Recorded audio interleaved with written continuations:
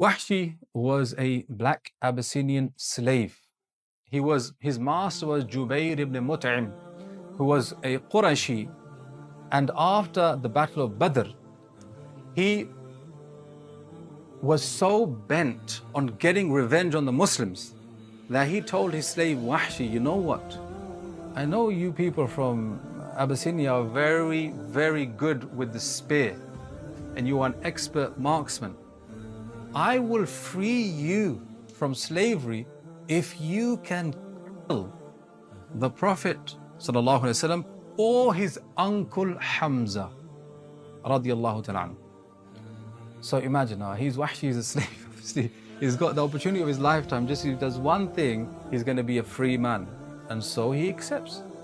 And the time for the Battle of Uhud came, and the Quraysh, they were an army of about 3,000. They arrived at the mountain range of Uhud, and the Muslims came out initially with an army of 1,000, which got decreased to 700 because the hypocrites, which amounted to about 300 people, deserted them. Now Hamza radiallahu ta'ala, Asadullah, the lion of Allah, was known as a ferocious warrior. He was of a big build, and he was an expert warrior. In fact, he was not that much older than the Prophet ﷺ, maybe about 5 years difference.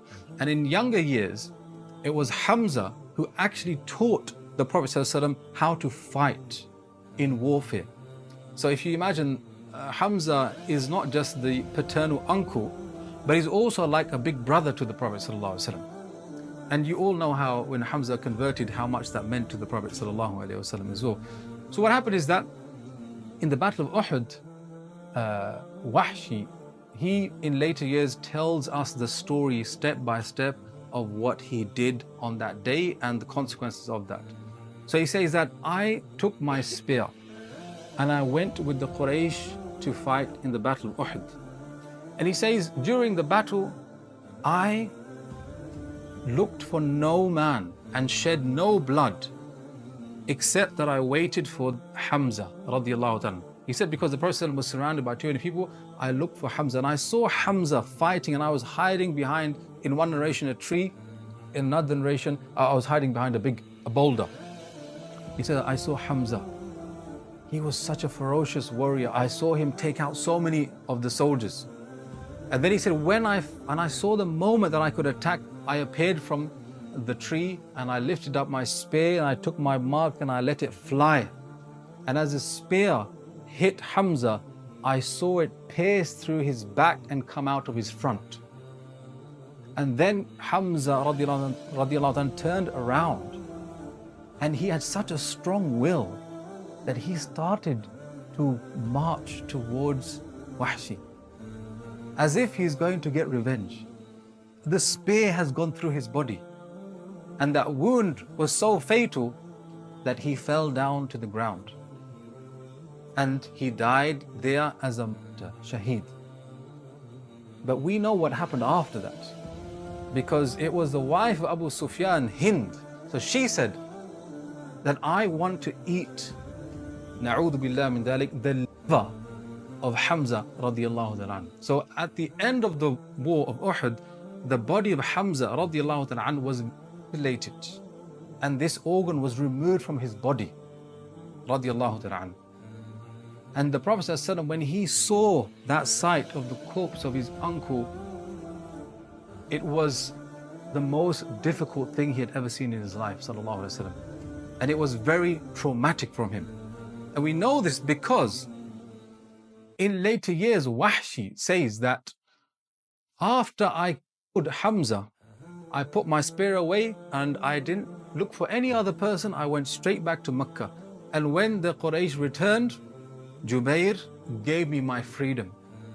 And so I lived my life as a free man until the conquest of Mecca. Now the Prophet ﷺ has come back as a conqueror at the head of an army of 10,000. What do? He says, I fled to Taif. I can't be seen by this man Muhammad ﷺ. I know what his uncle meant to him and what I did to him and what they did to his body afterwards. There's no mercy for me. So he went to Taif. And then he said, after some time, the people of Taif want to become Muslim. So I said, what am I going to do now? Should I go to Basra? Should I go to Kufa? And he goes, I was in a dilemma until somebody said to me, you know this man Muhammad sallallahu alaihi wasallam, if somebody is a believer, they will not be harmed by him. So what happens is that Wahshi says, I went to Medina al-Munawwara and I asked around for the Prophet sallallahu alaihi wasallam. And he says, when I saw the Prophet sallallahu alaihi wasallam, he was sitting with his companions. I walked up to him and I was standing over him. And before anybody can say anything, what does Wahshi do? He says, Ashhadu an la ilaha illallah wa ashhadu anna Muhammadan Rasulullah. He takes the Shahada. He says that when the Prophet ﷺ heard me take the Shahada, he looked up and he said, Anta Wahshi. Are you Wahshi? And his face changed color. And Wahshi said, yes, I am Wahshi. He said, sit and tell me how you, my uncle Hamza, subhanallah. And Wahshi told the Prophet ﷺ the incident and how it unfolded and what happened. And when he finished, the Prophet ﷺ said, Wayhaka ya Wahshi. Shame on you, Wahshi. Hide your face from me. He says, I never want to see you ever again. Subhanallah al-Azim. That he was so disturbed by what happened to his uncle, and knowing that this man is the cause of that. He accepted Islam. But I can't be in your company. And how devastating that must have been for Wahshi. That, you know what, the kindest person in the world doesn't want to see my face. So Wahshi, he says, I lived a life of living remotely by myself in isolation. And what happened is that when the person passed away, Abu Bakr as-Siddiq became the Khalifa. And when Abu Bakr as-Siddiq became the Khalifa, there was a war that broke out, known as Hurub al-Ridda, the wars of apostasy. And this is when many Arab tribes, because the person had passed away, they either apostated and said, we don't want to be Muslim anymore, or they refused to pay zakat. What did Abu Bakr do? He said, well, if you refuse to pay zakat, we're going to go to war with you. And if you apostate, we are going to go to war with you. And against the initial consultation of his companions, he still decided to go to war. Now, there was one particular enemy that would have been the greatest challenge, had the biggest army, and they're going to the biggest challenge. Musaylimah the Liar. Why? Because he claimed to be a prophet. He even claimed to have received revelation like the Quran. What's even more crazy is that he had almost 50,000 people that followed him. That many people were deluded by Musaylimah al-Kadhdhab that they believed in him. And in fact, there was also a false prophetess. And there's a story mentioned by Imam Tabari in his Tarikh, in his history book, that this prophetess met Musaylimah al-Kadhdhab to try and destroy him and take away his claim of prophecy and claim it for herself. And she ended up actually marrying him. But the reason I mentioned it is that look how messed up this man was. You know, when they were going to get married, he said, you know what, my mahr to you and your people is that 5 salah will become 3 salah. 2 of them is my gift to you, basically. You don't have to pray. It's such an absurd thing, but this is the kind of things that happened, subhanAllah, in history, that people became so deluded that they would believe such things. So anyway, Abu Bakr as-Siddiq was going to go and fight Musaylimah al-Kadhdhab in the Battle of Yamama. And Wahshi, he heard about this battle. And he thought to himself, you know what, this Musaylimah guy, this may be my chance to right my wrong. So Wahshi says that I took the same spear that I took to Uhud. And I followed the Muslim army to find Musaylimah al-Kadhdhab, and there was a great battle that took place on those days.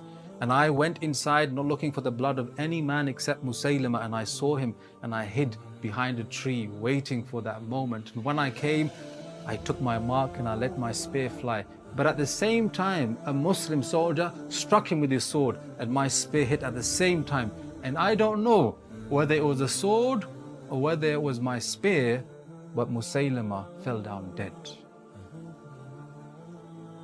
So Wahshi, after that, he felt Allah gave him a chance to do something good, just like he had done something bad in his life, subhanAllah. And that teaches us an amazing lesson. That wasn't an accident, that wasn't a coincidence. That was Allah seeing a slave hurting and guilty about his past, wanting to do something to change that, and then gave him an opportunity. In the same way, my brothers and sisters, you may have done something very bad in your life. You have committed a sin, done something rebellious, something disobedient, something that you are ashamed of. But if you ask Allah, Allah forgive me, or give me a chance to show you that I am sorry, Allah will give you that chance. And when He does, take it with your hands, inshallah.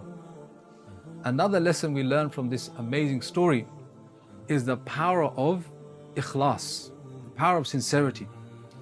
Because when Wahshi, he desired to come to battle, he came with a pure intention. What was the intention? For you, Allah, I want to do something good.